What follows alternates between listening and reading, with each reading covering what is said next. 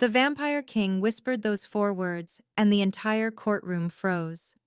She touched her stomach instinctively, but carrying his heir meant becoming a target for every rival faction, and the protection he promised came with a price that would change her forever. The ancient stone walls of the Vampire High Court seemed to pulse with a life of their own as Elena Martinez felt the weight of 1,000 immortal gazes pressing down upon her. The obsidian throne room stretched impossibly high above her head, its vaulted ceiling disappearing into shadows that had witnessed centuries of blood and politics. Vampire King Lucian Draven stood before his ornate chair of power, his pale hands still trembling from the words that had just escaped his lips. The silence that followed his declaration felt like the moment before lightning strikes. Electric and dangerous, and full of promise that everything was about to change forever. Elena's fingers found her stomach without conscious thought, pressing against the slight curve beneath her simple black dress. The fabric felt suddenly too thin, too revealing, as if every vampire in the room could see through to the impossible life growing within her. Lord Victor's silver eyes narrowed to slits from his position near the eastern wall, his ancient face carved from marble and malice. Lady Seraphina's crimson lips curved into something that might have been a smile, if smiles could draw blood. The other nobles shifted like predators, scenting weakness, their silk robes rustling with the sound of autumn leaves before a storm. Elena had walked into this courtroom 3 hours ago as a legal advocate representing human interests in supernatural law. She had prepared arguments about territory disputes and feeding regulations. She had not prepared for the Vampire King to look directly into her eyes and announce to his entire court that she carried his child. The baby kicked as if responding to the tension in the room, and Elena's breath caught in her throat. Now please take a moment and subscribe to our channel and comment where you are watching from, and what time is it? It is always fascinating to see where these stories get all around the world. Thank you. She had discovered the pregnancy only 2 weeks ago, had been wrestling with impossible questions about paternity and timing, and the single night 3 months past, when grief and loneliness and too much wine had led her to Lucian's private chambers. That night felt like a dream now, soft and hazy, and touched with magic she couldn't quite believe. This moment felt like waking up to find the dream had teeth. Lucian stepped down from his throne with fluid grace that reminded Elena why humans had once worshipped beings like him as gods. His dark hair fell across his forehead as he moved, and his eyes held that same intensity that had drawn her to him in the first place. He was beautiful in the way that dangerous things were beautiful, like storm clouds or deep water or the edge of a blade catching moonlight. But there was something else in his expression now, something protective and fierce, that made her pulse quicken despite the circumstances. The Vampire King raised his hand, and the whispered chaos of the court died instantly. When he spoke, his voice carried the authority of 5 centuries of rule and the quiet desperation of a man who had just gambled everything on a single moment. "Elena," he said, and her name sounded different in his mouth than it ever had before. "You will come forward." She felt her legs move without her permission, drawn by compulsion or instinct or simple terror. The marble floor was cold beneath her feet, even through her shoes, and she could smell the ancient incense that burned eternally in the braziers flanking the throne. Each step brought her closer to Lucian, and further from any hope of pretending this wasn't happening. The vampire lords and ladies watched her approach with expressions ranging from curiosity to hunger to barely concealed rage. Some of them had been alive when the Roman Empire fell, others had walked through plague years and world wars, and the slow, careful emergence of vampires from shadow into reluctant coexistence with humanity. All of them understood that the woman walking toward their king carried more than just a child. She carried the future of their species, and futures were dangerous things when you had lived as long as they had. When Elena reached the base of the throne, Lucian descended the final steps until they stood face to face. She could see gold flecks in his dark eyes and smell the faint metallic scent that clung to all vampires like a signature. His skin was pale as moonlight and twice as cold when he reached out to touch her cheek. The gesture should have been gentle, but Elena felt the barely restrained power in his fingers and knew that he could snap her neck without conscious effort. Instead, he traced the line of her jaw with something approaching reverence. The court held its collective breath as Lucian withdrew a ceremonial dagger from his belt. The blade was older than any nation currently existing on Earth, forged in fires that had been allowed to die out before Christianity reached Rome. Its edge gleamed with the kind of sharpness that came from centuries of use and careful maintenance.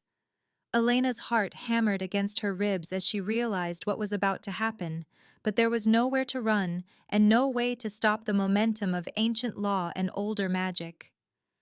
By the old rights, Lucian announced to the assembled court, I claim protection over this woman and the child she bears. His voice echoed off the stone walls and settled into the bones of everyone present. Let it be witnessed that Elena Martinez is under the blood protection of the House of Draven, and any who would harm her or hers must first answer to me. The blade bit into his palm with surgical precision, releasing blood so dark it looked black in the torchlight. Elena watched in fascination and horror as the wound healed almost instantly, leaving only the crimson evidence pooled in his cupped hand. She knew she should pull away when he reached for her forehead, should protest or negotiate or demand explanations. Instead, she stood frozen as his bloodied thumb traced a symbol between her eyebrows. The mark burned like ice fire, sinking through skin and bone and settling somewhere deeper than anatomy had names for. Power flowed between them, alien and overwhelming and strangely comforting. Elena gasped as the connection snapped into place, binding her to Lucian with chains made of magic and law, and something that felt suspiciously like destiny. She could feel his emotions now, the complex mixture of relief and fear and possessive protection that drove his actions. Beneath that lay deeper currents, loneliness so profound it had its own gravity, and hope so fragile it made her chest tight with sympathy. The vampire king had just claimed her as his own in front of the most powerful supernatural beings in the Western Hemisphere, and what shocked Elena most was how right it felt. The assembled court shifted and murmured as the blood mark completed its work. Lady Seraphina's eyes glittered with something between admiration and calculation. Lord Victor's jaw clenched with barely suppressed fury. The younger nobles exchanged glances heavy with implication and opportunity. Elena realized that Lucian's protection came with a price she was only beginning to understand. She was safe from direct harm now, protected by laws older than recorded history. But she was also claimed property, bound to the vampire king by ties that death itself might not sever. The child growing inside her was no longer just her baby. It belonged to House Draven, to the vampire nobility, to a world of politics and power that operated by rules she couldn't hope to comprehend. As the formal ceremony concluded and the court began to disperse, Elena caught sight of her reflection in one of the polished obsidian pillars. The blood mark on her forehead had faded to invisibility, but she could still feel its presence like a brand. Her dark hair hung loose around her shoulders, and her brown eyes held a new wariness that made her look older than her 32 years. She looked like a woman who had just discovered that the world was far stranger and more dangerous than she had ever imagined. Lucian's hand settled on her lower back, guiding her toward a side exit that would take them away from the main corridors where curious vampires might linger.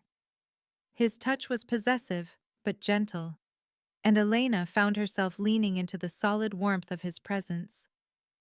The pregnancy had left her constantly tired and occasionally nauseous, but there was something about being near Lucian that made her feel stronger. Perhaps it was the blood bond, or perhaps it was simply the relief of no longer facing the unknown alone. They walked in silence through passages carved from living rock, past tapestries that depicted vampire history in threads of silver and gold and dried blood. Elena's mind raced with questions she didn't know how to ask. What did this protection really mean? What would happen to her freedom, her career, her life? What kind of world was she bringing a child into? But beneath the practical concerns lay a deeper uncertainty. The night she had spent with Lucian had felt like stepping outside of time, a moment of connection so intense it had left her shaken for days afterward. She had told herself it was grief-fueled madness, a reaction to losing her mentor in a supernatural attack that had destroyed her faith in the safety of the human world. She had tried to forget the way he had looked at her like she was something precious and rare, the way his careful control had cracked just enough to let her see the lonely man beneath the crown. Now she wondered if forgetting had ever been possible, or if this moment had been inevitable from the instant their eyes first met across a conference room 6 months ago. The Vampire King glanced down at her as they walked, and Elena caught a glimpse of uncertainty in his ancient eyes. He had just upended centuries of vampire law and tradition by publicly claiming a human woman carrying his child. The political ramifications would be felt for decades, assuming they both survived the immediate fallout. But there was something in his expression that suggested politics were the least of his concerns. He looked like a man who had just revealed his greatest weakness to his worst enemies, and who would do it again in a heartbeat if it meant protecting what he loved. Elena's hand found her stomach again, and she felt the flutter of movement that still amazed her every time. The baby was real, growing stronger every day, blissfully unaware that it had just become the most important child in supernatural history. Whatever came next, whatever prices they would all have to pay, there was no going back now. The Vampire King had spoken his truth to the world, and the world would never be the same. The mountain road twisted through pine forests so dense that sunlight barely penetrated the canopy, and Elena pressed her face against the bulletproof glass of Lucian's armored car as they climbed higher into terrain that maps forgot to mention. The vehicle moved with supernatural smoothness despite the rough terrain, its engine purring with the kind of engineering that money couldn't buy and governments didn't know existed. Lucian sat beside her in silence, his attention focused on reports that arrived on his phone in languages Elena couldn't identify. But his free hand rested on her knee with a possessiveness that was becoming familiar. The blood bond hummed between them like a low-frequency vibration she felt in her bones, carrying echoes of his emotions that made it impossible to ignore how tightly controlled his worry had become. When Castle Draven finally emerged from the mist ahead of them, Elena's breath caught in her throat, despite everything she thought she knew about vampire wealth and power. The fortress rose from the mountainside like it had grown there naturally, its Gothic spires and flying buttresses carved from the same dark stone as the cliffs beneath it. Towers reached toward the sky with windows that glowed like eyes in the gathering dusk, and Elena could see the subtle shimmer of protective wards layered over the entire structure like heat waves in reverse. The place felt ancient in a way that made her skin prickle, old enough to have witnessed the rise and fall of empires, and patient enough to outlast whatever came next. Guards appeared from hidden positions as their car approached the main gate, moving with fluid precision that marked them as vampires rather than human security. They wore modern tactical gear over bodies that had been honed by centuries of combat, and their eyes tracked Elena's movements with the intensity of predators evaluating potential prey. The massive iron gate swung open without sound, revealing a courtyard paved with stones that had been worn smooth by countless feet over countless years. Elena felt like she was entering a world that operated by different rules than the one she had known, where power was measured in blood and time rather than money and influence. Lucian escorted her through corridors that stretched further than any building had a right to, past suits of armor that had seen real battle and portraits of vampire nobility, whose eyes seemed to follow their movement. The walls were lined with tapestries depicting scenes from supernatural history, moments of triumph and tragedy, rendered in threads that glowed with their own inner light. Elena's footsteps echoed despite the thick carpets, and she noticed how the sound seemed to carry information to listeners she couldn't see, announcing her presence to the castle's residents like a dinner bell calling predators to feed. Her quarters occupied an entire wing of the castle's eastern tower, with rooms that flowed seamlessly from one to another, like a luxury hotel suite designed by someone who had never heard of budgets or building codes. The bedroom featured a four-poster bed, large enough to sleep a small army, draped in silk that felt like liquid moonlight against her fingers. Floor-to-ceiling windows offered a view of the valley below that would have taken her breath away under different circumstances. But the beauty couldn't disguise the fact that the windows didn't open and the glass was thick enough to stop bullets. The sitting room contained furniture that belonged in museums, pieces crafted by artisans whose names had been lost to history, but whose skill lived on in wood and metal and stone that seemed to glow with inner warmth. A library filled one wall with books in languages both familiar and impossible, their leather bindings showing the careful maintenance of centuries. Elena touched the spine of one volume and felt a shock of recognition, though she couldn't read the symbols that decorated its cover. Everything was beautiful and expensive and designed to keep her comfortable while she remained exactly where Lucian wanted her to be. The realization that she was a prisoner hit her like cold water, despite the luxury surrounding her. The door locked from the outside, though she discovered this when she tried to explore the castle's hallways and found herself gently but firmly turned back by guards who appeared from nowhere with apologetic smiles and immovable determination.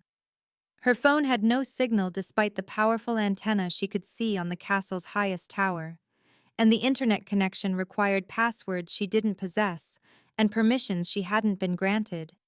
She was safe, protected, and completely isolated from the world she had known just hours before. When Lucian appeared at her door that evening, he brought with him a woman who introduced herself as Dr. Thorne, with a voice that carried traces of accents from different centuries. She was tall and elegant with skin that seemed to shift between human warmth and vampire pallor depending on the angle of the light, and her eyes held knowledge that felt older than her apparent age. Elena recognized the signs immediately from her legal work with supernatural clients. Dr. Thorne was a hybrid, one of the rare individuals born from vampire and human parents, existing in the space between worlds with all the advantages and disadvantages that entailed. The doctor's examination was thorough and surprisingly gentle, her touch clinical but understanding as she measured Elena's vital signs and took blood samples with equipment that looked like it belonged in a science fiction movie. The baby's heartbeat filled the room through speakers that translated sound into something beyond human hearing range, strong and steady and impossibly fast. Dr. Thorne's expression grew more curious as she worked, making notes in a language Elena couldn't identify, while muttering observations that sounded like they belonged in academic papers rather than medical consultations. "Your body is adapting faster than expected," Dr. Thorne explained, as she reviewed the results, her voice carrying the careful neutrality of someone delivering news that could be either wonderful or terrible, depending on perspective. "The child is accelerating changes that normally take decades to manifest in vampire-human relationships." Elena felt her heart skip as the implications sank in. She had expected some changes during pregnancy, the normal adaptations that came with carrying any child, but this sounded like something far more fundamental. Dr. Thorne's scanner showed cellular modifications happening at the genetic level. Alterations that were strengthening muscle tissue and reinforcing bone density while introducing new neural pathways that seemed designed for enhanced sensory processing. The vampire child wasn't just growing inside her, it was remaking her from the inside out, transforming her into something that could survive in both worlds. Lucian watched the examination with an intensity that made Elena's skin warm despite the clinical setting, his emotions bleeding through their bond in waves of protective concern and carefully controlled hope. When Dr. Thorne finished her work and departed with promises to return for daily monitoring, he settled into the chair beside Elena's bed with movements that spoke of exhaustion deeper than physical tiredness. The Vampire King had been beautiful in the courtroom, commanding and powerful and seemingly invincible. But here in the soft lamplight of her bedroom, he looked like a man carrying the weight of impossible choices on shoulders that had already borne too much. Elena studied his profile as he stared out at the darkening sky, noting the sharp line of his jaw and the way shadows gathered in the hollows beneath his eyes like bruises made of time itself. The silence stretched between them until she couldn't bear it anymore, and her questions spilled out like water through a broken dam. Why haven't vampire children been born in 2 centuries? What curse could be powerful enough to affect an entire species? What did it mean that their child might be different, might be special, might be the key to changes that neither of them could fully understand? Lucian's answers came slowly, drawn from him like confessions under torture. The curse had been laid by a dying witch whose family had been slaughtered by vampire nobility during the wars that followed the species' emergence from hiding, a piece of magic so deep and fundamental that it had woven itself into the very fabric of vampire reproduction. Children could still be conceived, but they died before birth, taking their mothers with them in a spiral of failure that had nearly driven vampires to extinction through despair alone. Only true love between vampire and human could break the curse for a single child, but the cost was always the mother's humanity, transforming her into something new or killing her in the process. Elena pressed her hand to her stomach and felt the baby respond with a flutter of movement that seemed almost reassuring, as if the tiny life inside her was aware of the conversation and determined to prove all the dire predictions wrong.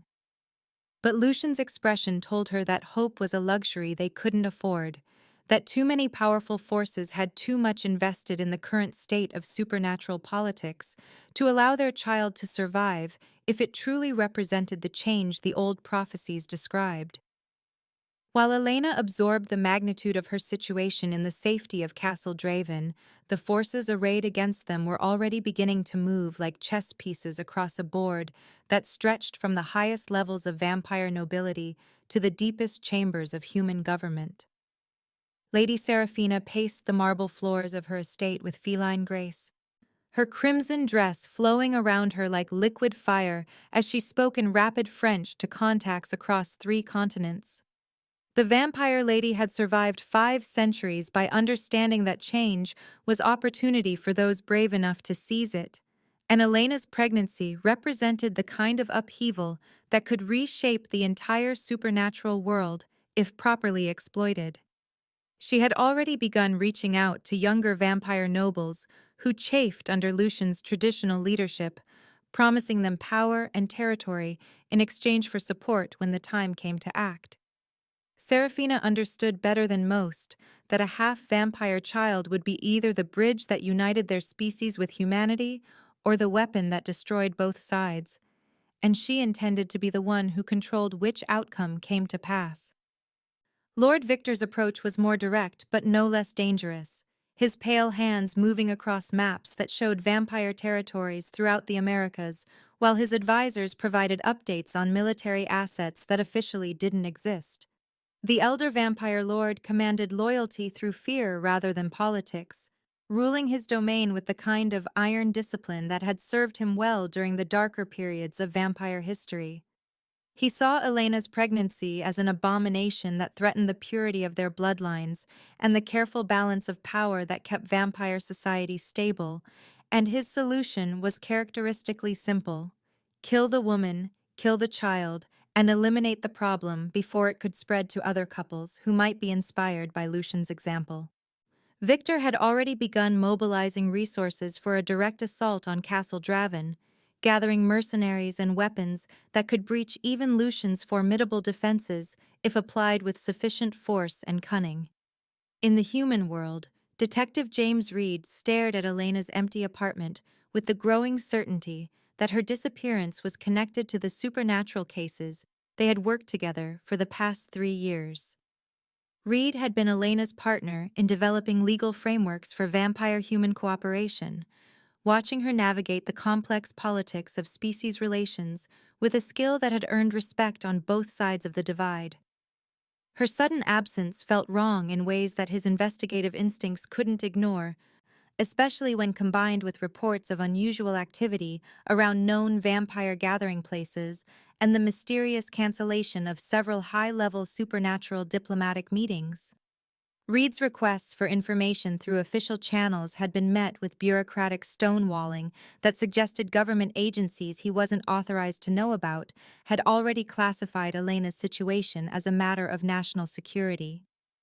Elena herself remained unaware of the gathering storm as she explored the boundaries of her luxurious prison, testing the limits of Lucian's protection while coming to terms with the changes happening inside her body.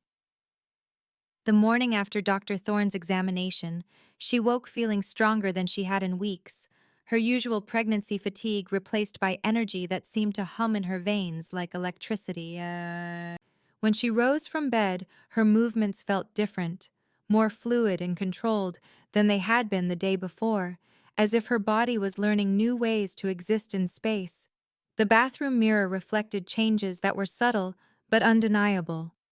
Her skin had acquired a luminous quality that made it seem lit from within, and her eyes held flecks of gold that hadn't been there before the blood bond ceremony.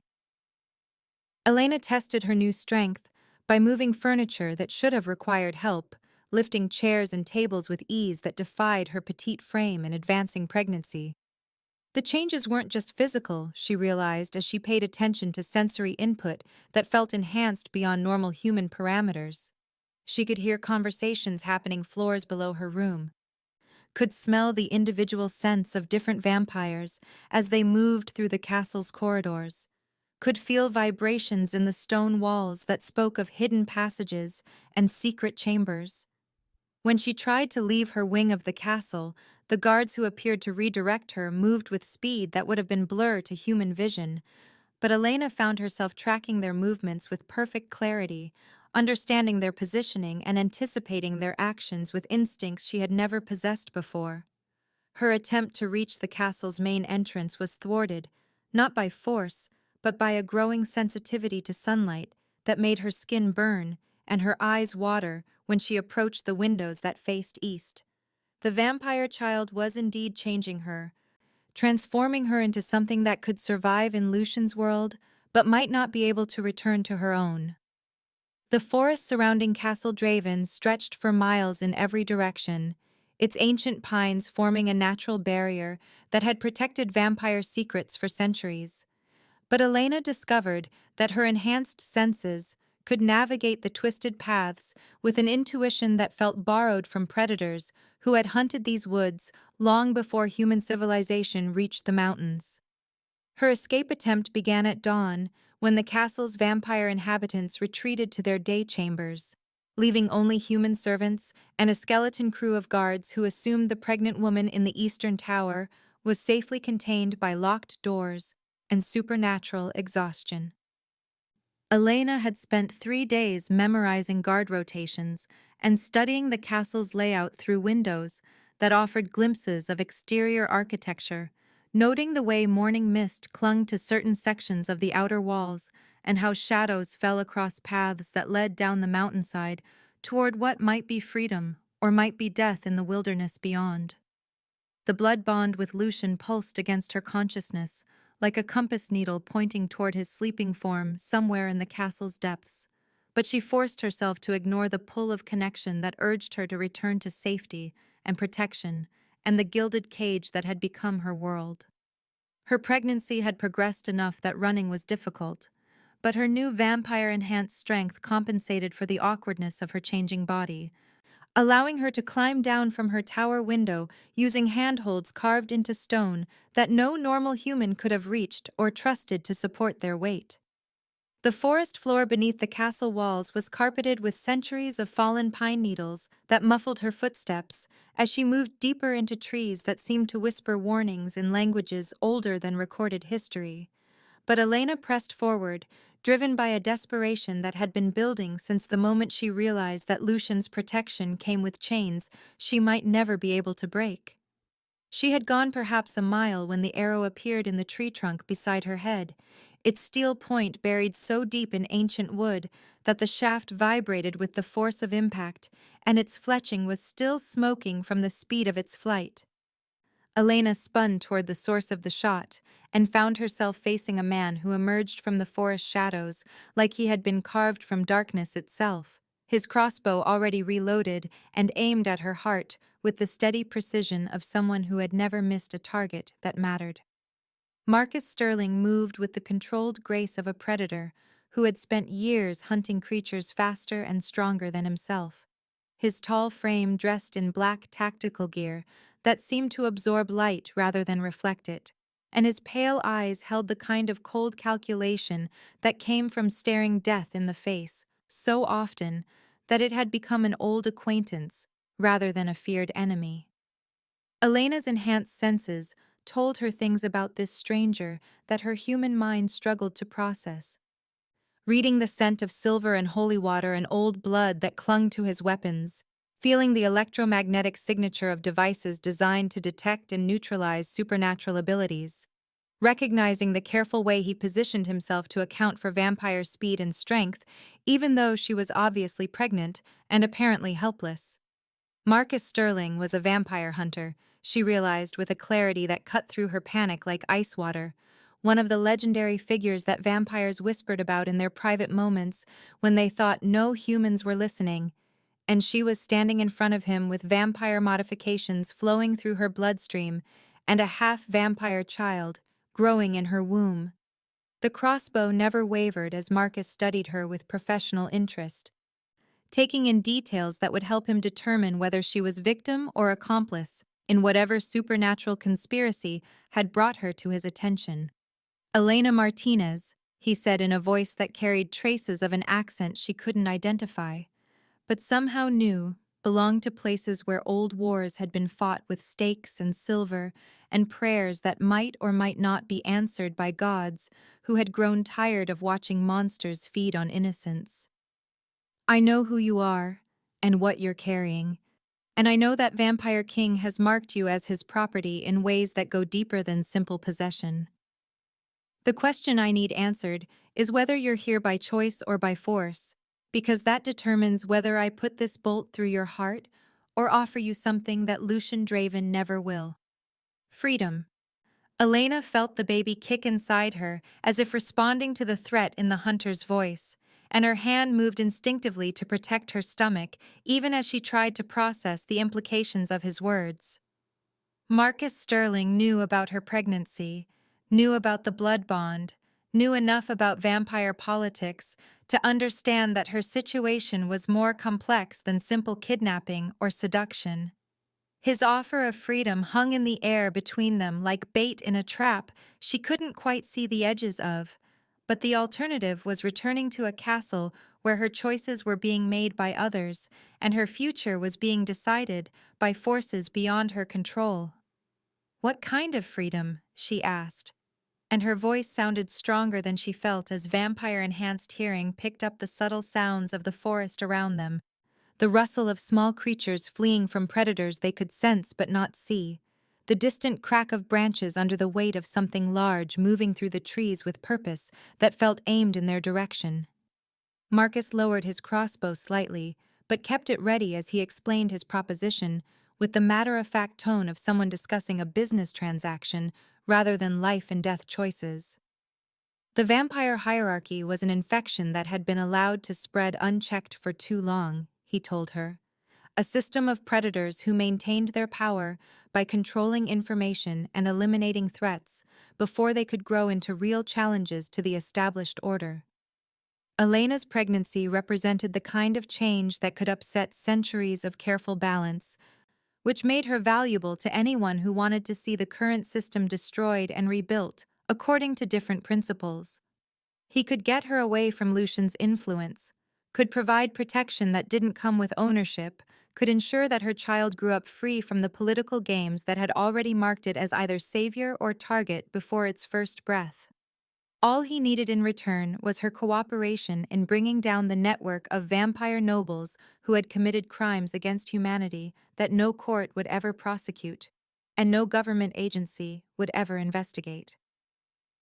Elena found herself torn between the promise of escape and the growing awareness that her connection to Lucian was deeper than simple blood magic or pregnancy hormones.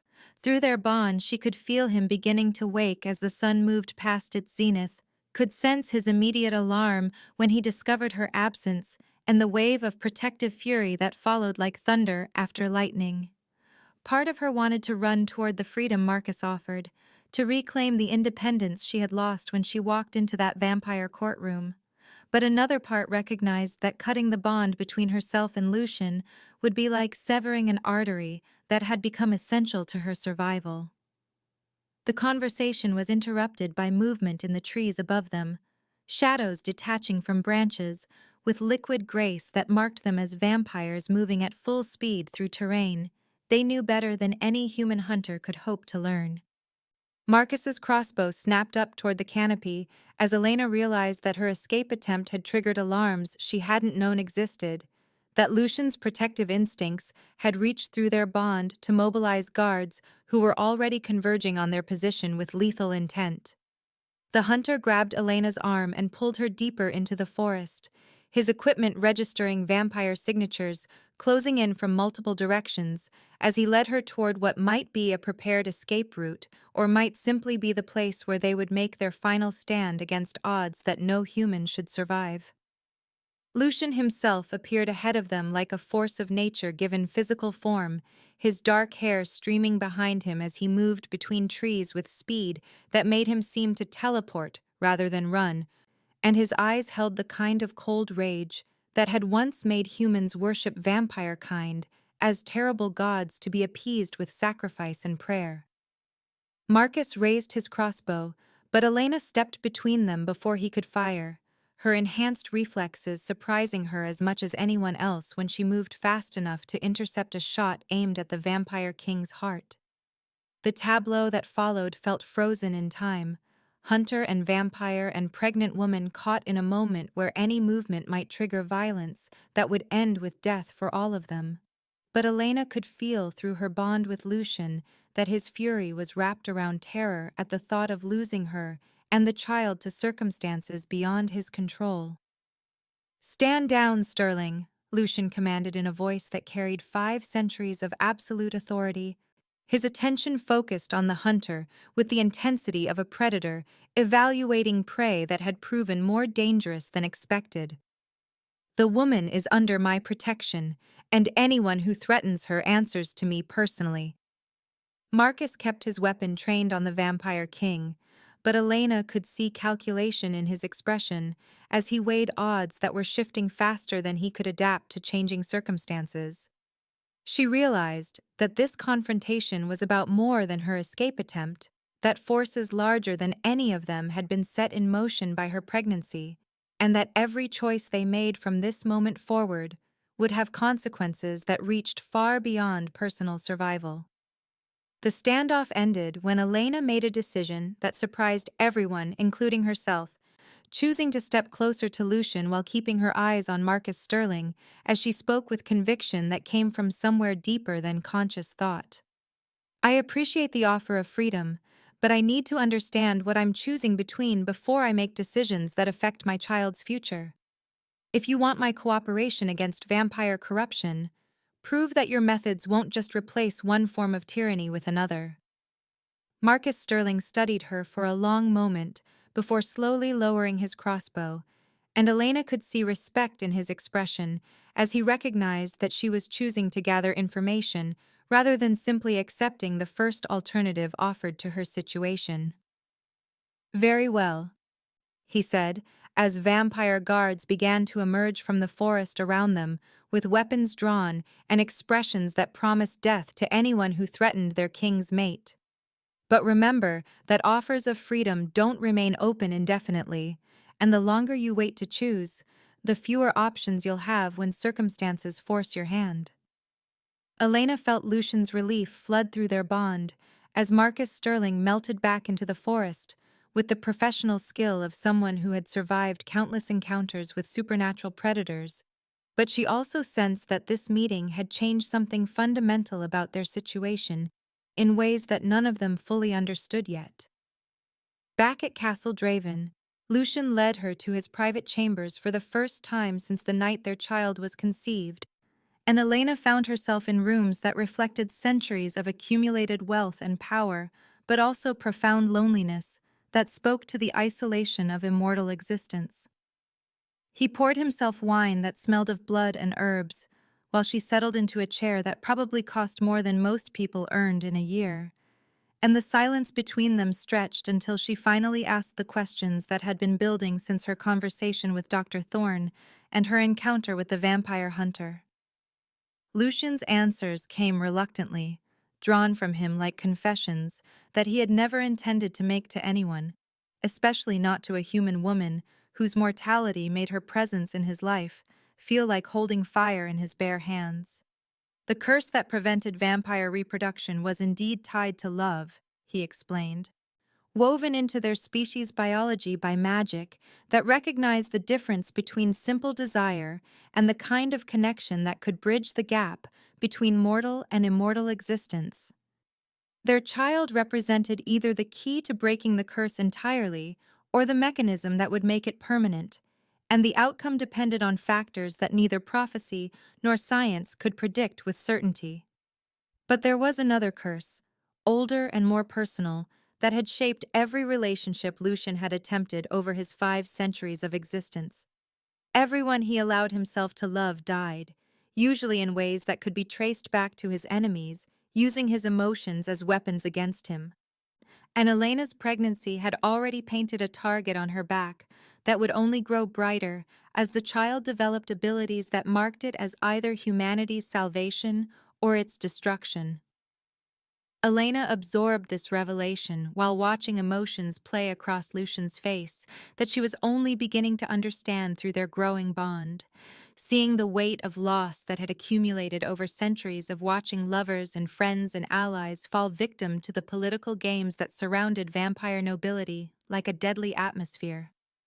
She realized that his protection wasn't just about claiming her as property, but about trying to break a pattern that had defined his existence for longer than most civilizations had survived, and that her pregnancy represented his first real hope that love might finally prove stronger than the forces that had used it to hurt him for so long. Their conversation was interrupted by alarms that shrieked through the castle's ancient halls, followed immediately by the sound of explosions that made the stone walls tremble, like they were caught in an earthquake designed by enemies who understood exactly how to breach defenses that had stood against siege for centuries. Lady Seraphina's attack began with diversions that drew guards away from critical positions, followed by direct assault teams that moved with coordination, that spoke of careful planning and inside knowledge of the castle's layout and defensive capabilities. Elena found herself pulled into a safe room deep in the castle's foundations, while vampire warriors prepared to defend their king's stronghold against enemies who had chosen this moment to test whether Lucian's protection was stronger than their desire to eliminate the threat his pregnant human mate represented to their established order. The battle that followed revealed both Elena's growing abilities and the presence of a traitor within Lucian's inner circle, as attacks targeted weak points that should have been known only to the castle's most trusted inhabitants. Elena discovered that physical contact with vampires allowed her to read their emotions and surface thoughts with clarity that felt like looking directly into their souls, and this ability made her invaluable for identifying the spy whose information had made the assault possible, even as it marked her as dangerous to anyone whose loyalty wasn't absolute. The ancient library of Castle Draven occupied 3 floors of the northwestern tower, its spiral staircases carved from living rock and its walls lined with volumes that chronicled supernatural history, from the first vampire awakening to the complex political treaties that governed modern coexistence between species. Elena had been drawn to this sanctuary of knowledge by restlessness that came from being protected but not informed, confined but not consulted about decisions that would shape her child's future and her own existence in ways she was only beginning to comprehend. The pregnancy had entered its 7th month, with changes that left her feeling like a stranger in her own body, vampire abilities flowering alongside human intuition, in combinations that sometimes overwhelmed her enhanced senses with information she didn't know how to process.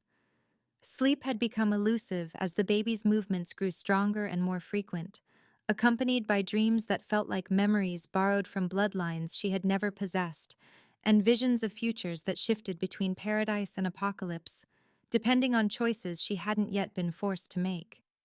The library's silence welcomed her like an old friend as she climbed toward the highest level where the oldest texts were kept under preservation spells that made the air itself feel thick with accumulated wisdom and carefully guarded secrets. Moonlight streamed through stained glass windows that depicted vampire history in scenes of beauty and horror intertwined, casting colored shadows across reading tables that had been polished by centuries of scholarly hands seeking answers to questions that civilizations preferred not to ask. Elena's enhanced night vision allowed her to navigate the narrow aisles between towering bookshelves without artificial illumination, and her developing psychic abilities guided her toward volumes that seemed to pulse with relevance to her situation, even though their leather bindings bore no titles in any language she recognized. The Blood Moon prophecy revealed itself to her like a secret that had been waiting centuries for the right person to discover it. Hidden within a manuscript bound in material that felt warm to the touch and seemed to glow with its own inner light when she opened its pages. The text was written in multiple languages that flowed from one to another, as if the writer had been too excited to maintain linguistic consistency.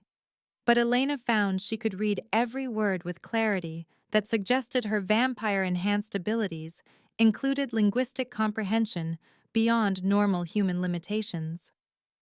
The prophecy spoke of a child born when vampire and human love transcended the boundaries that separated mortal from immortal existence, a bridge builder whose very existence would force both species to confront fundamental questions about the nature of life and death and the space that existed between them. This child would possess abilities that belonged to both worlds and neither, walking in sunlight and shadow with equal ease, commanding powers that could heal the ancient wounds between species or tear them apart completely depending on the choices made by those who shaped its early development. But the prophecy's most devastating revelation was its description of the price that must be paid for such extraordinary potential, the cosmic balance that demanded sacrifice proportional to the power being granted. The mother of the bridge child must choose between her own continued existence and her offspring's full awakening to its destined abilities, her life force becoming the foundation upon which the child's power would be built, like a temple constructed from willing sacrifice rather than stolen innocence. Elena felt the baby respond to her emotional turmoil with increased movement, as if the tiny life inside her was aware of the conversations happening about its future and determined to remind everyone involved that it was more than just a prophetic symbol or political game piece. The weight of destiny settled around her shoulders like a cloak made of responsibilities she had never asked for, and she understood with crystalline clarity that Lucian had known about this choice from the moment he learned of her pregnancy, had been living with the knowledge that loving her meant potentially losing her to forces beyond anyone's control. The sound of footsteps on the spiral staircase below drew her attention away from the prophecy's implications, and Elena felt through her blood bond that Lucian was approaching with emotions that mixed relief at finding her with apprehension about what she might have discovered during her midnight research session. She closed the ancient manuscript and returned it to its place among the other volumes before he reached the top floor, but her expression must have revealed that she had learned things he had hoped to keep hidden, because his face went carefully neutral in the way she had learned meant he was preparing for difficult conversations that could change everything between them. "You found it," he said without preamble, his voice carrying centuries of weariness as he moved to stand beside the window, where moonlight painted silver patterns across the stone floor. Elena nodded because there was no point in pretending ignorance when their bond carried emotional truth between them more clearly than spoken words, and she could feel his guilt and fear and desperate love tangled together in ways that made her heart ache for the impossible position he had been placed in by circumstances neither of them had chosen. The silence stretched between them until she finally asked the question that had to be voiced before it poisoned everything they were building together. "How long have you known that loving you might kill me?" Lucian's answer came wrapped in pain that had been accumulating since the night they first made love. Months of carrying knowledge that their growing connection might be built on borrowed time, and that every moment of happiness they shared together brought them closer to a choice that would destroy one of them, regardless of which option they selected. He had hoped the prophecy might be wrong, had consulted scholars and seers and ancient texts that might offer alternatives to the stark choice between Elena's life and their child's power. But every source confirmed what the original manuscript made clear. The bridge child's abilities were too vast to manifest without a foundation of willing sacrifice from the one who carried it into existence, and no amount of love or determination or magical intervention could change the fundamental laws that governed such profound transformations. Elena absorbed this revelation while watching emotions play across Lucian's face that spoke to the depth of his internal struggle, seeing how the knowledge had eaten at him like acid, while he tried to balance honesty with hope and protection with truth. She realized that his insistence on keeping her safe in the castle wasn't just about external threats, but about buying time to find solutions that might not exist to problems that had been written into the fabric of reality by forces older than recorded history. Part of her was angry at being kept ignorant of something so fundamental to her own survival. But a larger part understood that some burdens were too heavy to share until circumstances forced the conversation into the open where it could either strengthen their connection or destroy it completely.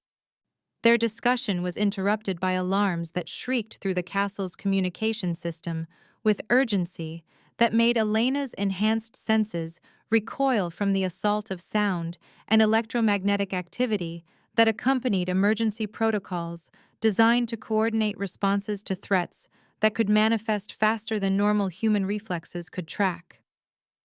Lucian's expression shifted instantly from vulnerable lover to commanding king as he processed information flowing through channels Elena couldn't access, his centuries of leadership experience taking control of a situation that was developing too quickly for careful analysis or measured responses. The breach had come from within, rather than without, penetrating defenses that should have been impregnable because someone with access to the castle's most sensitive security information had provided enemies with exactly the intelligence they needed to strike where resistance would be weakest. Elena felt her pregnancy-enhanced intuition screaming warnings about betrayal and deception even before specific details became clear. Her developing psychic abilities picking up emotional signatures throughout the castle that spoke to fear and confusion, and the particular kind of guilt that came from knowing that trusted friends had revealed themselves as enemies when survival hung in the balance.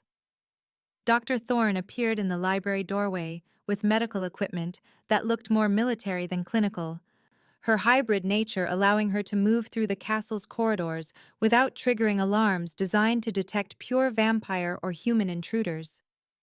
Elena's enhanced senses immediately registered the wrongness in the doctor's emotional signature, picking up layers of deception and calculation that had been carefully hidden beneath professional competence and friendly concern during their previous interactions. The betrayal revealed itself in stages, as Dr. Thorne explained her true purpose with the matter-of-fact tone of someone who had been planning this moment for months, waiting for the right combination of circumstances to extract Elena and her unborn child from Lucian's protection for transport to laboratories that existed in classified locations where government scientists were attempting to replicate vampire-human hybrid development through artificial means. Elena's pregnancy represented the first natural occurrence of such a phenomenon in over 2 centuries, making her biological data invaluable to researchers who wanted to understand how vampire genetics could be weaponized for military applications or neutralized to eliminate supernatural threats to human dominance.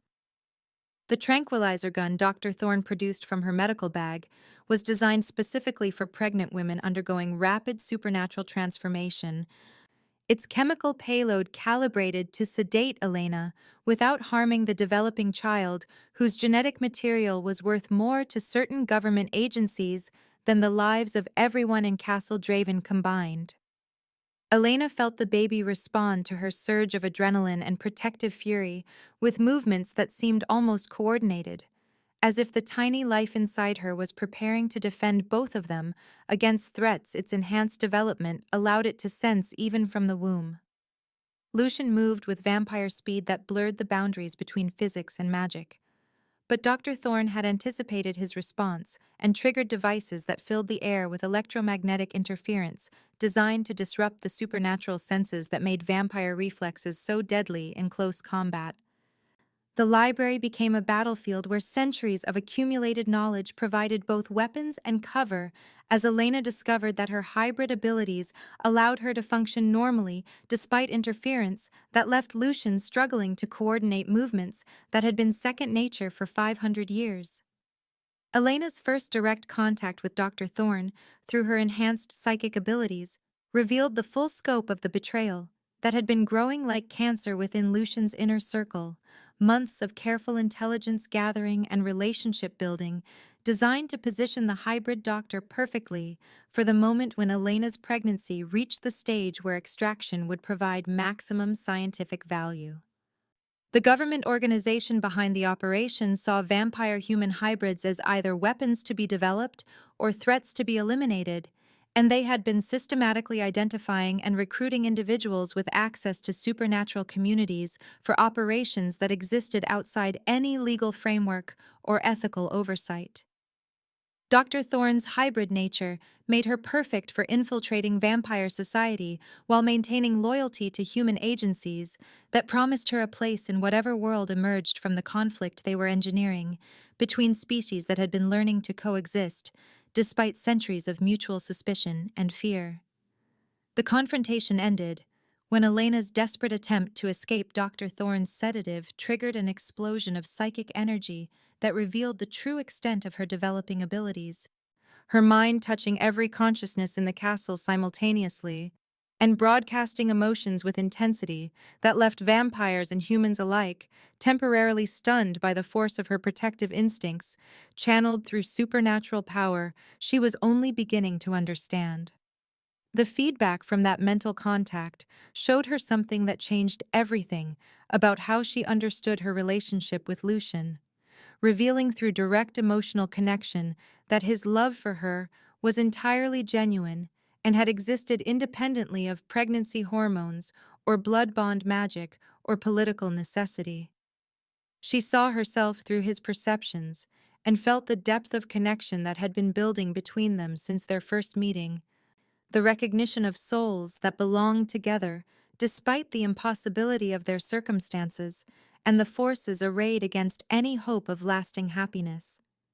Dr. Thorne's betrayal had been designed to exploit Elena's growing doubts about the authenticity of her feelings for Lucian, but instead it provided proof that their emotional bond was the one genuine element in a situation surrounded by manipulation and political calculation from every direction.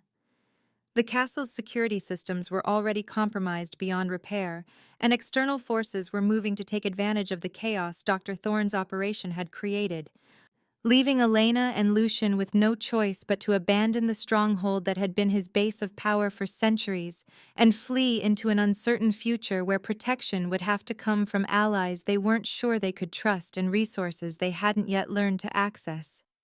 As they prepared for escape through passages that led deep into the mountain's heart, Elena felt the baby respond to their shared determination with movements that seemed almost encouraging, as if the prophesied bridge child was already preparing to face whatever challenges awaited them in a world where vampire and human and hybrid interests were converging toward conflicts that would determine the future of all three species. The underground sanctuary revealed itself through a hidden entrance carved into cliffs that overlooked the valley, where human settlements nestled between forests that had sheltered supernatural secrets for generations. its location known only to those who had sworn blood oaths to protect the vulnerable and the hunted, regardless of species or circumstance. Elena descended into tunnels that had been carved from living rock by hands both human and vampire, working together toward common survival, their walls lined with phosphorescent minerals that provided gentle illumination without the harsh artificial lighting that could betray the sanctuary's presence to aerial surveillance or electronic detection equipment. The community that thrived in these hidden chambers represented everything that government agencies and rival vampire factions feared most. Proof that cooperation between species was not only possible but natural when survival depended on setting aside prejudices that had been carefully cultivated by those who profited from division and conflict. Lucian guided Elena through corridors that branched like arteries through the mountain's heart, past chambers where vampire human families had created homes that blended the best of both worlds, their children playing games that incorporated supernatural abilities alongside human creativity in ways that suggested evolution was already producing new forms of life that transcended traditional boundaries between mortal and immortal existence. The sanctuary's leader was an ancient vampire named Corvina, who had spent 3 centuries building this refuge for those who refused to accept that love between species was impossible, her pale hands scarred by decades of construction work, and her eyes holding wisdom that came from watching generations of mixed couples find happiness despite forces that seemed determined to destroy any hope of peaceful coexistence.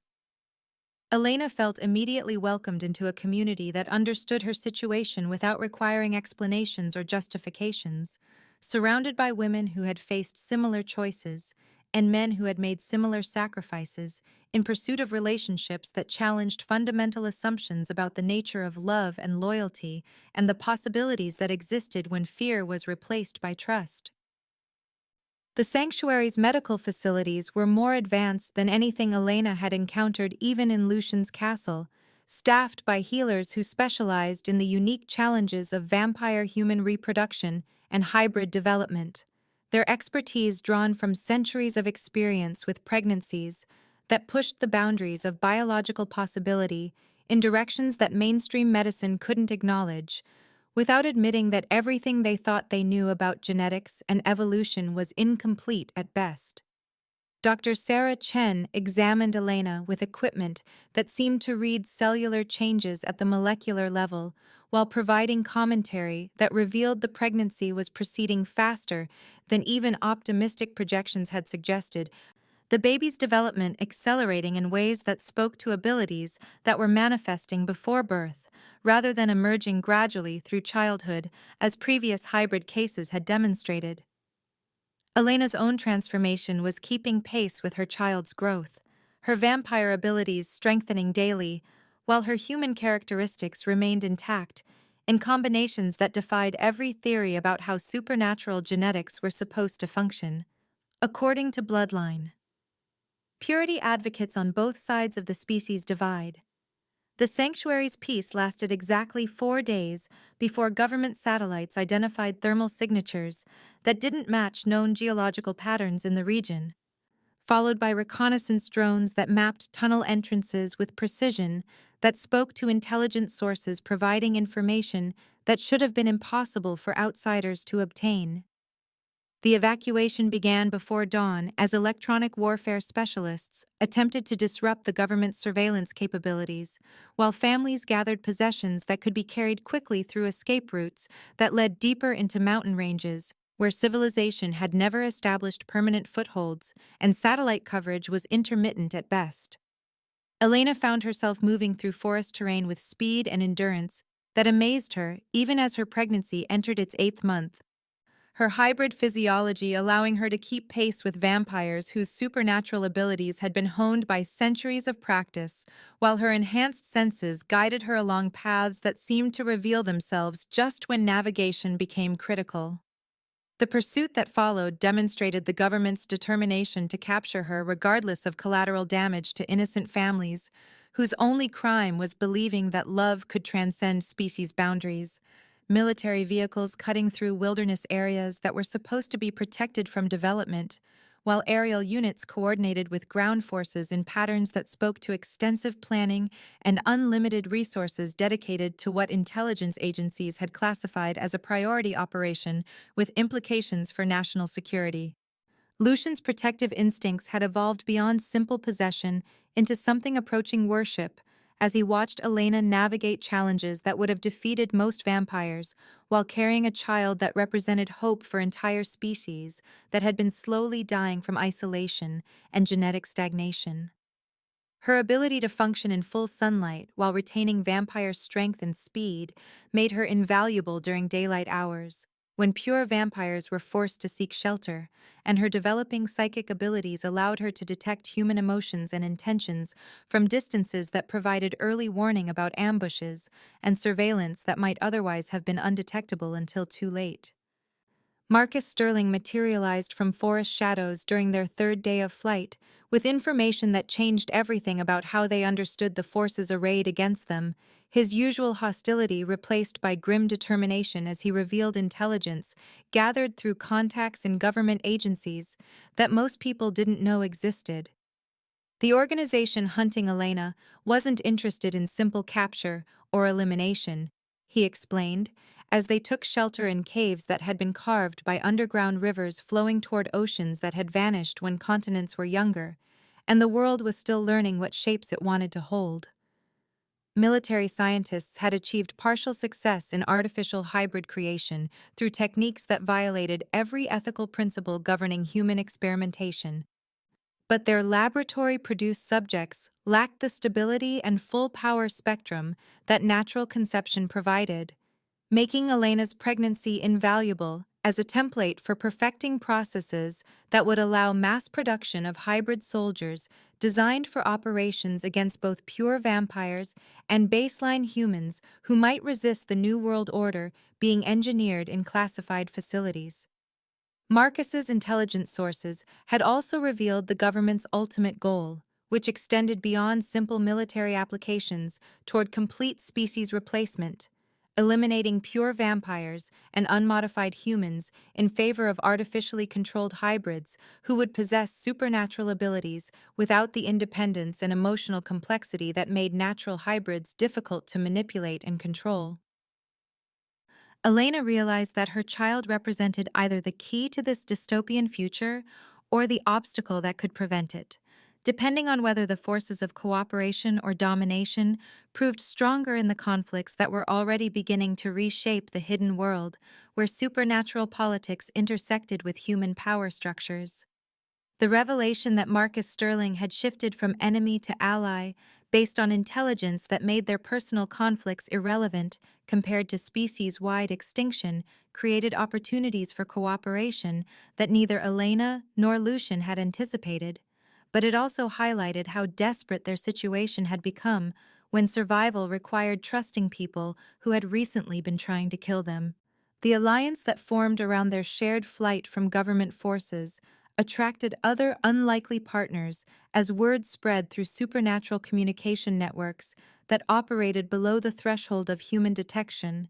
Vampire lords who had spent centuries competing with Lucian for territory and influence, suddenly recognizing that their ancient rivalries meant nothing if there were no independent vampires left to continue their bloodlines and political traditions. Lady Seraphina arrived at their mountain hideout with information gathered through her extensive network of contacts in human political circles. Her usual elegance unmarred by days of traveling through wilderness that would have challenged experienced outdoorsmen, and her revelation that government agencies had been infiltrating vampire society for decades through carefully placed assets made Elena's psychic abilities invaluable for identifying traitors whose deception had been perfected through years of practice. Lord Victor's contribution came in the form of military assets that officially didn't exist, weapons and equipment liberated from government facilities by vampire agents who had been conducting their own intelligence operations while the nobility focused on internal politics that now seemed trivial compared to external threats that could eliminate their species entirely. The gathering of former enemies in common cause created dynamics that Elena found herself uniquely qualified to navigate. her ability to read emotional truth through physical contact, making her an effective mediator between factions whose mutual suspicion had been earned through centuries of betrayal and competition. Elena's pregnancy had progressed to the point where the baby's movements felt like conversations, complex patterns of kicks and shifts that seemed to respond to her emotional state and the supernatural energies flowing around their improvised council meetings. And her developing maternal instincts were being enhanced by psychic abilities that allowed her to sense the child's needs and reactions in ways that felt like direct communication between souls that had been connected since conception. The stress of constant flight and political negotiations began taking a toll that manifested as early labor contractions during a particularly intense strategy session where vampire lords argued about territorial boundaries while government forces closed in on their latest hiding place, the pain cutting through Elena's concentration and reminding everyone present that they were racing against biological deadlines as well as military pursuit.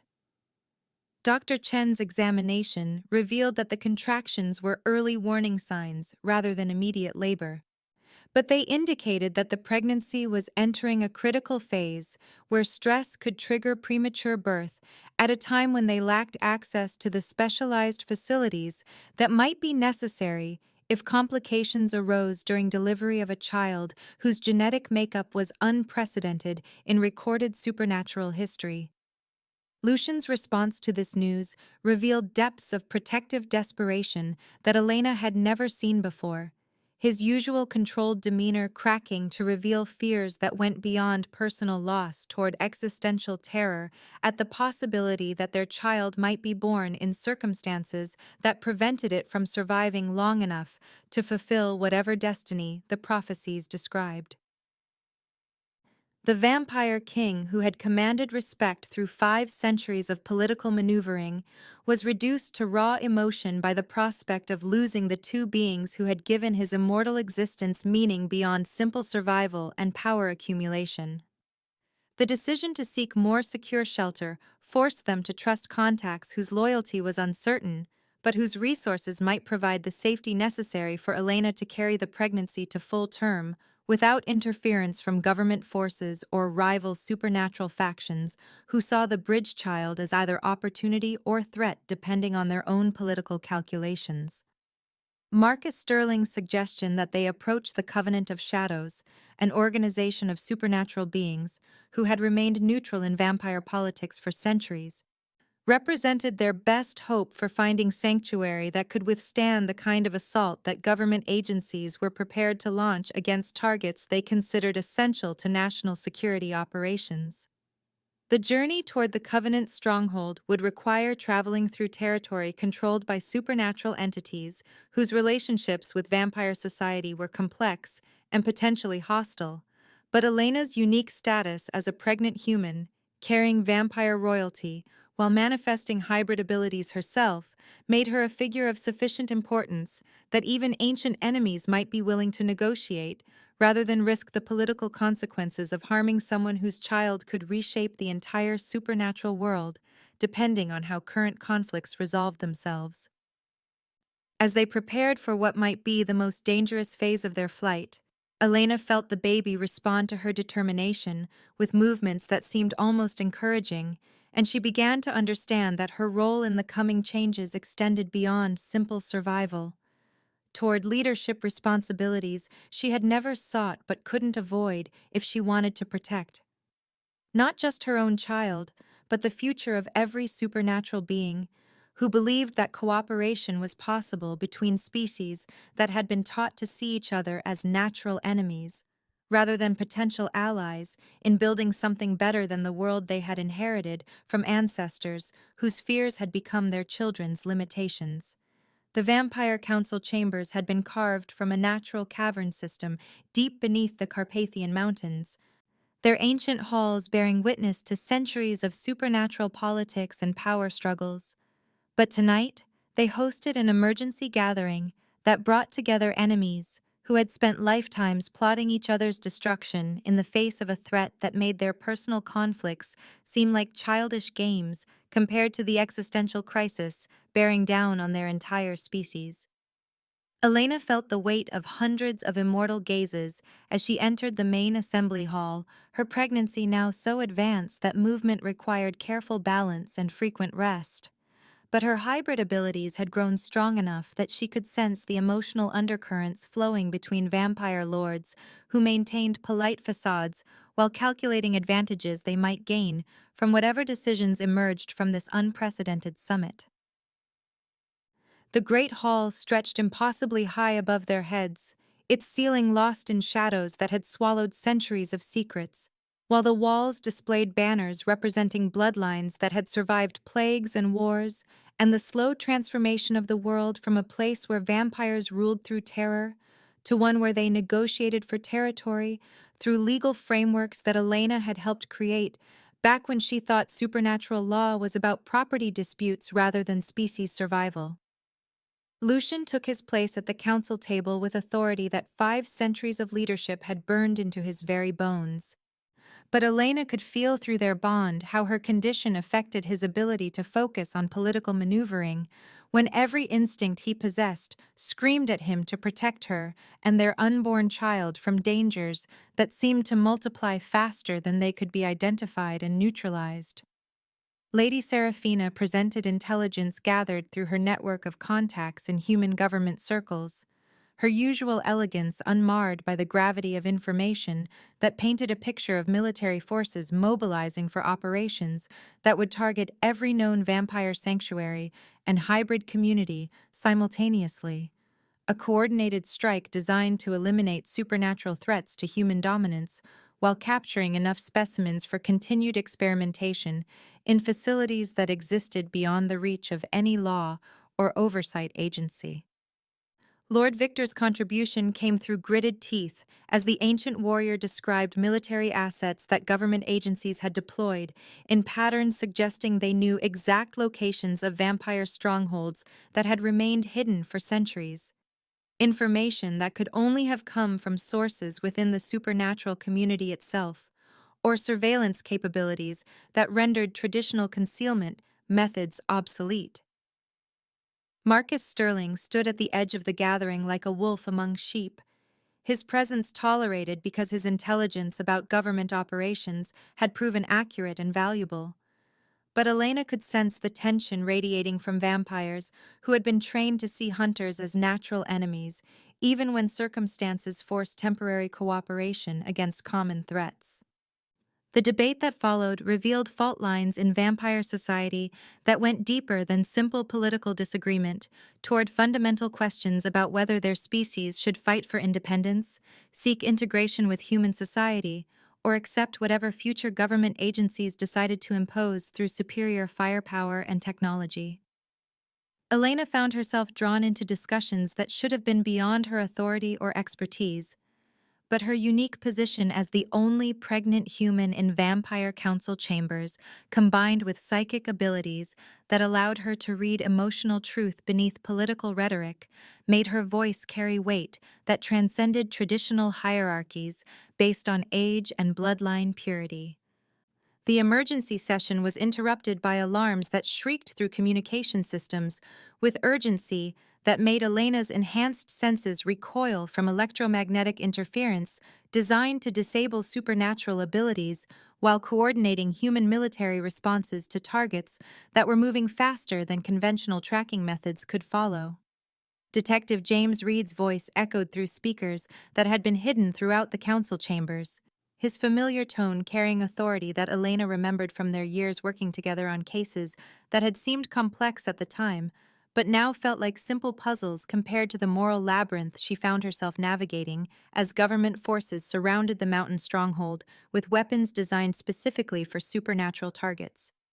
Elena felt betrayal cut through her like a physical wound as she heard her former colleague demand surrender of all vampire nobles and immediate transfer of hybrid specimens for scientific study, his words carrying the weight of ultimatums that left no room for negotiation or compromise, despite years of collaboration that had built trust between their communities.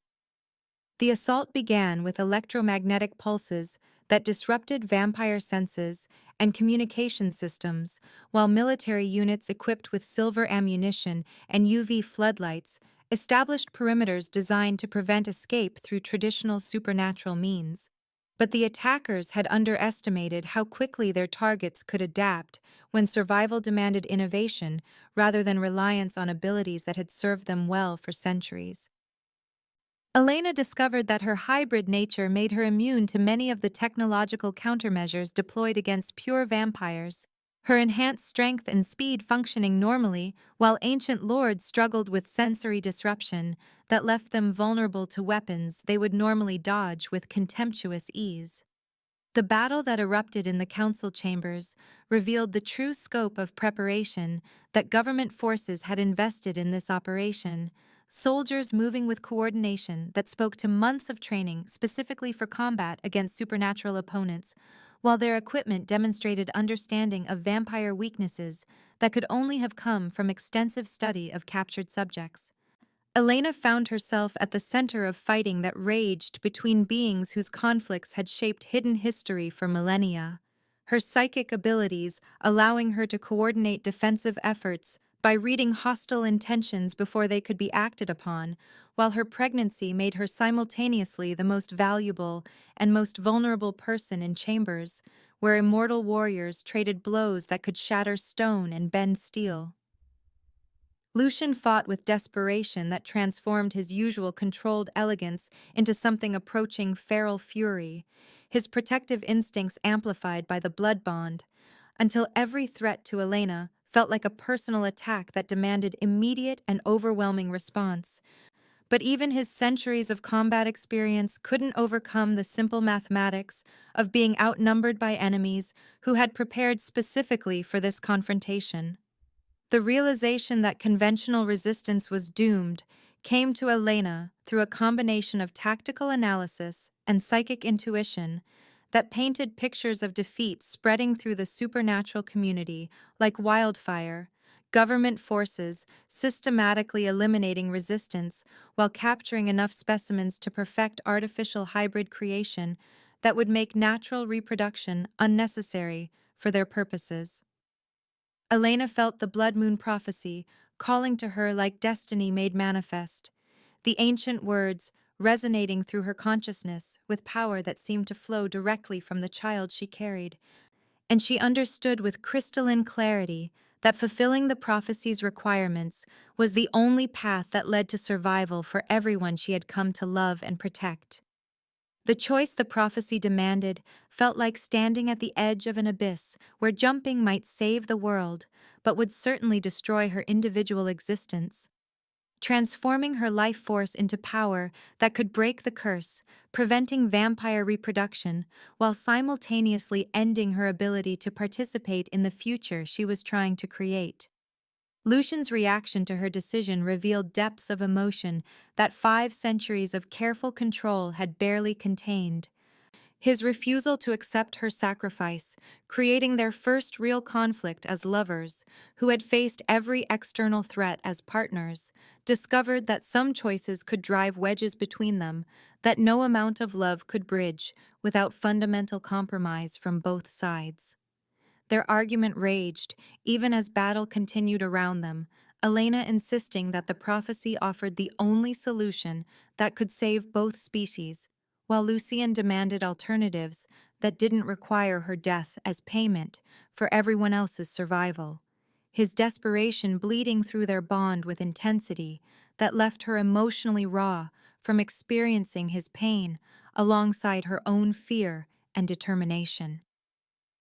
The moment when Elena's labor began felt like the universe demanding resolution to conflicts that had been building toward this convergence of prophecy and politics, biology and magic, love and duty intertwining in ways that made individual desires seem insignificant compared to forces that would reshape reality itself, depending on choices made in the next few hours. Dr. Chen appeared through combat that should have been impossible to navigate, her medical training adapted to battlefield conditions as she helped Elena find relative safety in an alcove where ancient stone might provide some protection from energy weapons and supernatural combat that was reducing the council chambers to rubble and chaos. The blood moon rose above the mountain peaks, with timing that felt too perfect to be coincidence, its crimson light streaming through openings in the cavern's ceiling to illuminate a birth that was becoming a mystical event, witnessed by beings whose immortal existence had prepared them to recognize when history pivoted around moments that would be remembered for millennia. Elena felt power flowing through her with each contraction, the child's emerging abilities interacting with blood moon energy in ways that made the air itself seem alive with potential, while vampire witnesses experienced something approaching religious awe at participating in events their species had thought impossible for over 2 centuries. Lucian's presence during the birth provided emotional anchor that kept Elena grounded even as supernatural forces threatened to sweep her consciousness away toward realms where individual identity might dissolve into cosmic purpose. His love serving as reminder that she was more than just a vessel for prophetic fulfillment, but a person whose survival mattered beyond whatever destiny the universe had assigned to their offspring. The prophecy's demands crashed against Elena's determination to find solutions that defied ancient predictions, her hybrid nature allowing her to channel power in directions that pure vampire or human genetics couldn't access, while the child she was bringing into existence demonstrated abilities that transcended traditional boundaries between mortal and immortal capabilities. Lucian's willingness to sacrifice his immortality in place of Elena's life created possibilities that the prophecy's original authors had never considered, his love proving strong enough to rewrite cosmic equations that had seemed immutable since the curse was first laid upon vampire reproduction, centuries before either of them had been born. The moment of transformation felt like reality, reshaping itself around their combined determination to create futures that hadn't existed in any version of the prophecy. Elena's life force merging with Lucian's immortal essence to provide foundation for their child's power without requiring either parent's death, as payment for abilities that would bridge worlds previously separated by fundamental incompatibilities.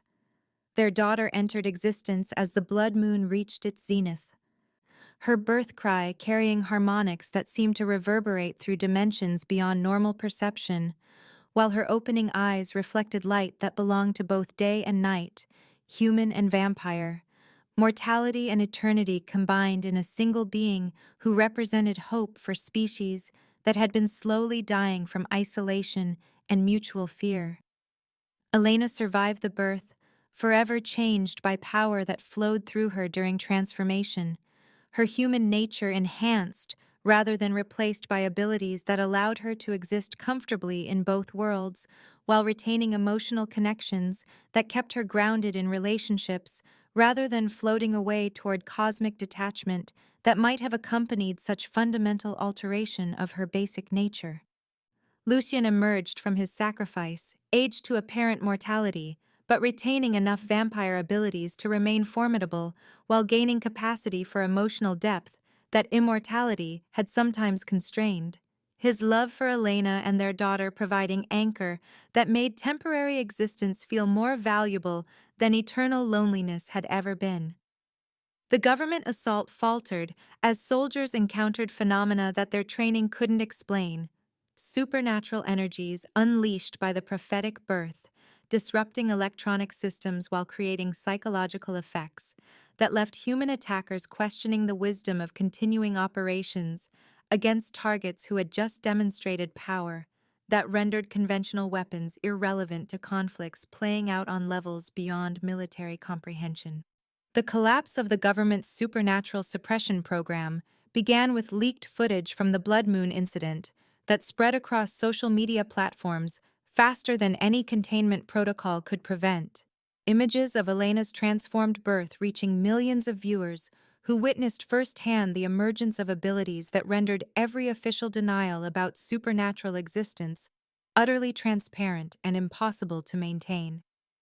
Detective James Reed found himself at the center of congressional hearings that exposed decades of illegal experimentation and extrajudicial operations conducted against American citizens whose only crime was possessing genetics that didn't conform to baseline human parameters.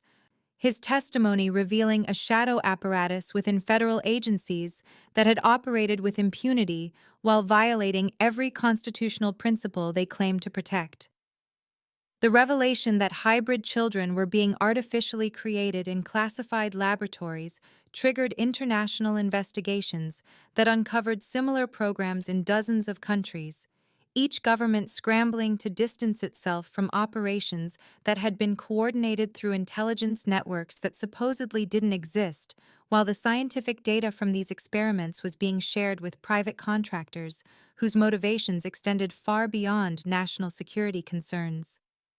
Elena emerged from her transformation as something unprecedented in supernatural history, no longer fully human, but retaining her humanity's emotional core, while possessing abilities that allowed her to navigate vampire society with authority that transcended traditional hierarchies based on bloodline purity and age, her unique perspective making her invaluable as an intermediary between species that had spent centuries viewing each other through lenses distorted by fear and mutual incomprehension.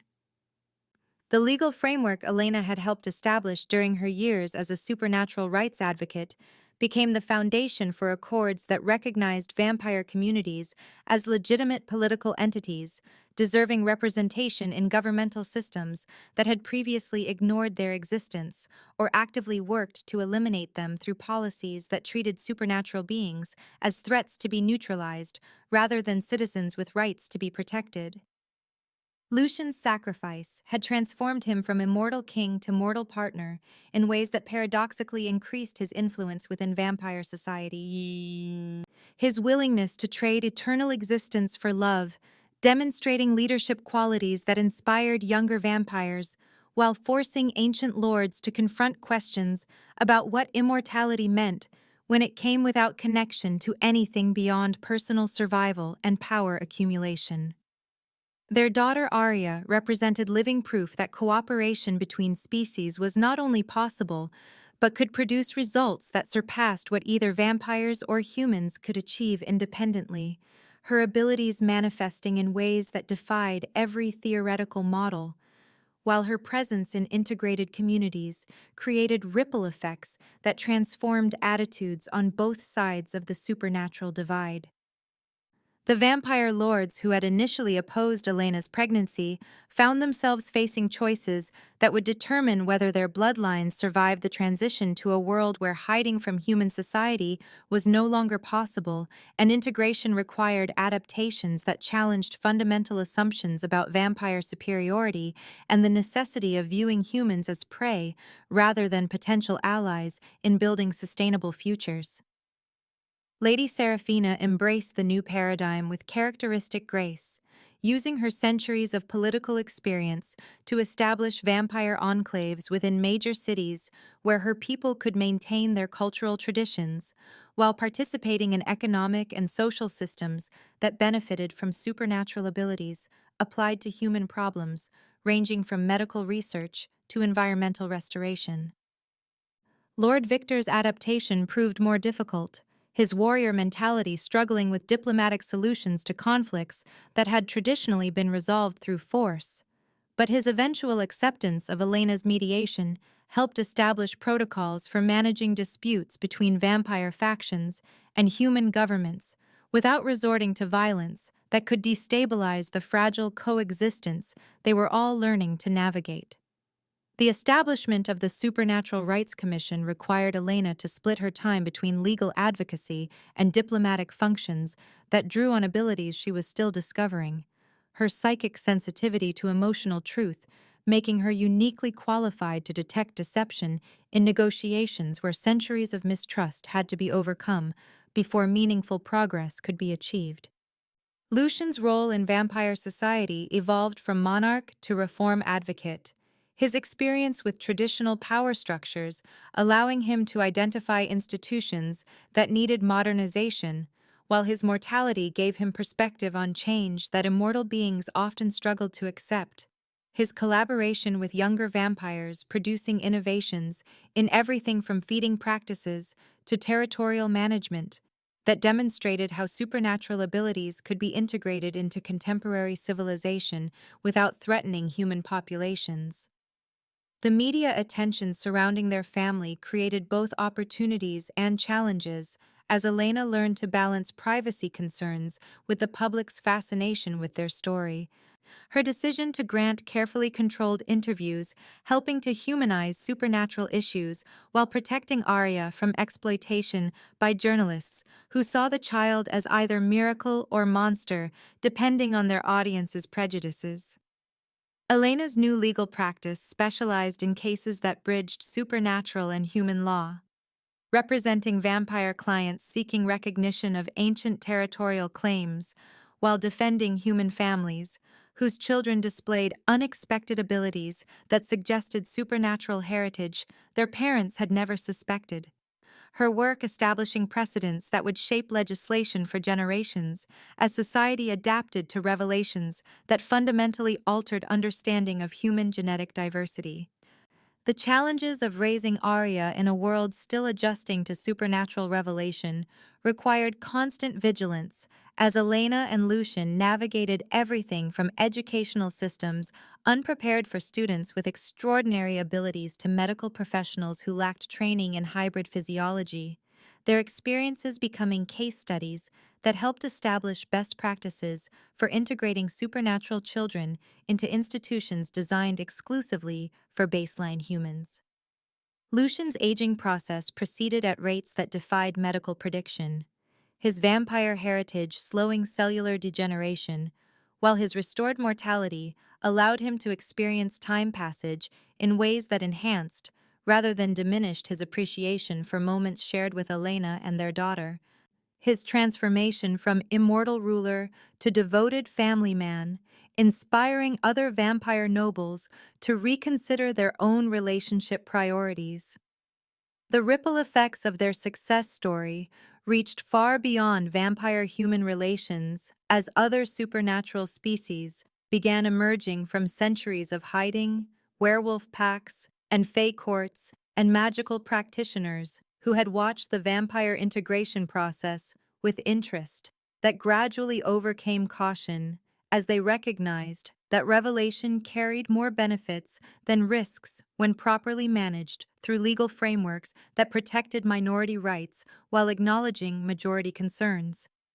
Elena's role as supernatural ambassador expanded to include negotiations with beings whose existence had been relegated to folklore until photographic evidence and genetic testing proved that human understanding of biodiversity was far more limited than scientific orthodoxy had acknowledged. Her abilities adapting to communication with entities whose thought processes operated according to principles that challenged assumptions about consciousness and intelligence.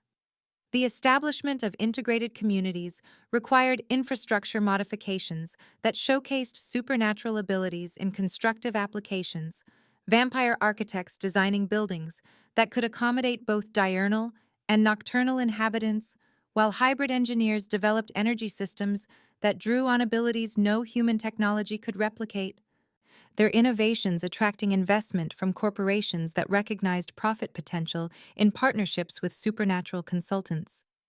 Arya's first birthday celebration became an international event that demonstrated how far supernatural human relations had progressed in 12 months. Representatives from dozens of species attending ceremonies that blended traditions from multiple cultures, while news coverage showed audiences worldwide what peaceful coexistence could accomplish when fear was replaced by curiosity and cooperation replaced competition for dominance over shared resources. Elena's work with refugee supernatural families fleeing persecution in countries where integration policies had failed revealed how fragile progress remained, despite success stories that dominated positive media coverage. her advocacy helping establish international protocols for protecting supernatural asylum seekers while lobbying for immigration policies that recognize species diversity as grounds for refugee status in cases where traditional definitions proved inadequate.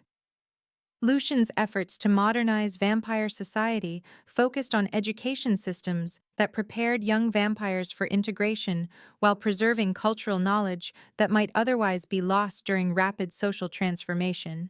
His schools becoming models for institutions that served supernatural minorities throughout the developed world, as governments recognized the need for specialized educational approaches.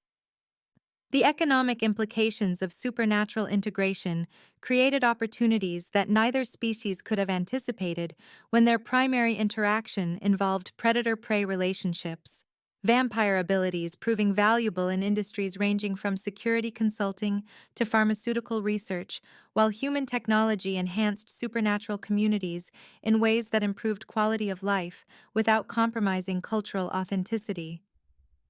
Elena's pregnancy had triggered changes that extended far beyond personal transformation toward species-wide evolution, that continued manifesting in unexpected ways as other vampire-human couples discovered that their children possessed abilities that suggested the curse's breaking, had created possibilities for genetic combinations that defied every previous limitation on supernatural reproduction. The success of their relationship inspired romance novels and academic studies in equal measure, their story becoming cultural touchstone for discussions about love transcending difference, while providing practical example of how personal choices could create social change when individuals possessed courage to challenge systems that seemed immutable but were actually vulnerable to transformation through sustained effort and principled resistance. Arya's abilities developed in directions that suggested she represented only the beginning of evolutionary changes that would reshape both species. Her capacity to exist comfortably in multiple worlds, while bridging communication between beings who had never successfully collaborated, providing foundation for cooperation that could address global challenges requiring resources and perspectives from across the supernatural spectrum. The final scene of their story unfolded in Elena's office 6 months after Arya's birth, as representatives from the International Fae Council arrived for negotiations that would determine whether other ancient species would follow vampires in revealing themselves to human governments. Their presence indicating that the success of vampire-human integration had created precedents that could either stabilize supernatural relations for centuries or trigger conflicts between species whose rivalry predated human civilization. Elena looked across the conference table at beings whose existence challenged every assumption about Earth's biodiversity, while feeling Arya respond to their presence with movements that suggested the child could sense supernatural energies in ways that might prove crucial for preventing the kind of misunderstandings that had historically led to wars between species who shared the same planet but had never learned to share its resources. Lucian entered the office carrying their daughter, whose eyes reflected light from sources that didn't exist in normal human perception, her infant gaze tracking movements that her parents couldn't see, while her presence in the room seemed to calm tensions between Fate representatives who had spent millennia viewing vampire society as competition for influence over human affairs. The conversation that followed would determine whether the next phase of supernatural revelation proceeded through diplomatic channels that Elena and Lucian had worked to establish, or through conflicts that could destabilize the fragile peace their love story had helped create.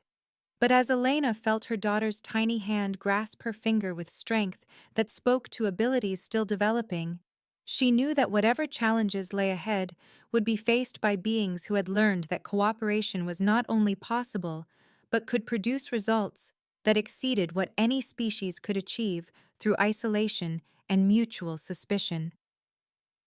The future stretched before them, filled with uncertainties that required navigation through unexplored territory, where the map was being drawn by people whose love for each other had already proven that the impossible was simply change waiting for the right combination of courage and commitment to transform potential into reality that could reshape the world for everyone who called it home.